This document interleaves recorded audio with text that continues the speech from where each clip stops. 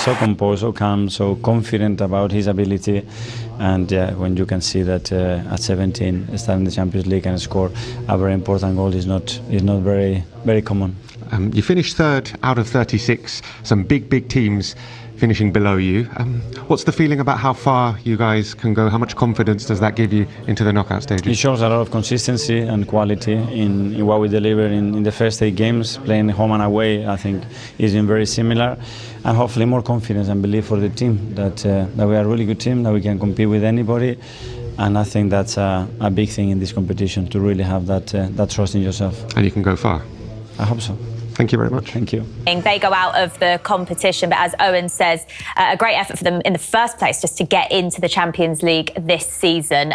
So let's take a look back at the goals then from this game and wrap things up, because we were talking about the fact that Arsenal hadn't conceded a goal from open play in this competition, and then this went and happened, and it was just a bit of a weird one, wasn't it? Yeah, defensively, you know, looking at Partey, his body shape, and then Kiwior coming out, it's an area that he shouldn't really do. He turns his back on it, Partey, and then it goes through the middle of the Arsenal team. The goalkeeper there in a crazy position. You know, I put this down to, you know, you're making lots of changes to the personnel in each compartment, and then Calafiori keeping him on side there, Danjuma running through and scoring. So that was from a defensive point of view from Arsenal, it was a bit of a disaster for them. But they regrouped, got back into the game, and thankfully the goalkeeper there didn't touch that, because they're down to 10 men at that point.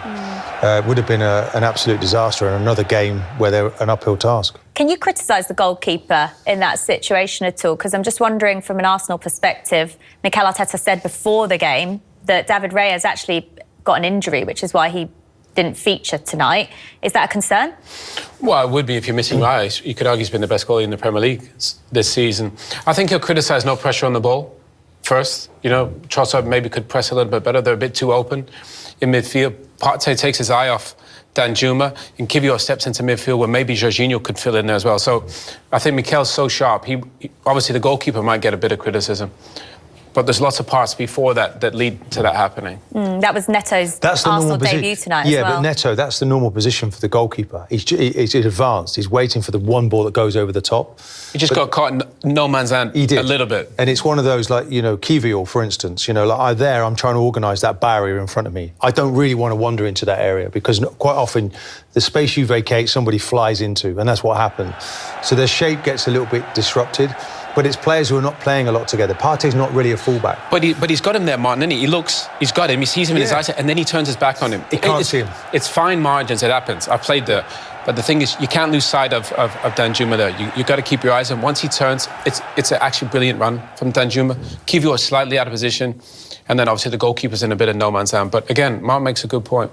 Mikel wants the goalkeeper to come off his line, but he's probably just caught, you know, in that space. So I think Mikel, they could tidy that up. But again, Mark makes a great point. There's a lot of these guys don't play together all the time. There was probably only 3 of the starting 11 that played tonight. So I thought it was a good performance considering. Arsenal equalised from the penalty spot. Let's take a look at the incident that led to that, which again was just a little bit of an odd one. What's he even thinking here, Owen? I don't know, Martin's a centre-back. He's better at tackling than I was. It's his ego, isn't it? I think he thinks, he's not getting past me, but he forgets he's in the box. and he kind of just puts out a lazy leg, and it's like, you know, that's just crazy. I love the fact he tried to deny it as well and say he didn't do anything. Of course he did, yeah. But this guy does it, Jorginho does it really well with his penalty, this little jump. Oh, and you've got a little theory, haven't you, that he's almost got to go to that side, isn't he? He can't go. I think with that hop, and then I think you have to. It's easier to go that way rather than come across your body. I'm amazed by that technique. I don't know how the lads do it. We used to just get up and just smash it into a corner. These lads they got all these little routines and runs. Aren't they? Let's take a look at the winner, because on his first Champions League start for Arsenal, Nwanieri, this is just perfect. Yeah, I mean, you know, I love it when a young player, you know, just produces on the night. We build him up at the start. I love saying that. What a great talent he was. And look, there's anger in that, you know, but control as well. He's whipping that into the corner. You see lots of players now coming into that area. The goal seems to open up for these left-footed players on that right-hand side of the pitch. And he's got the ability, hasn't he, it makes that look really easy there. But the remarkable thing about him is the ball sticks to his foot. It's never away from him. You know, I don't want to say who it reminds me of because it put a bit of pressure on him, but he's a special player. By who?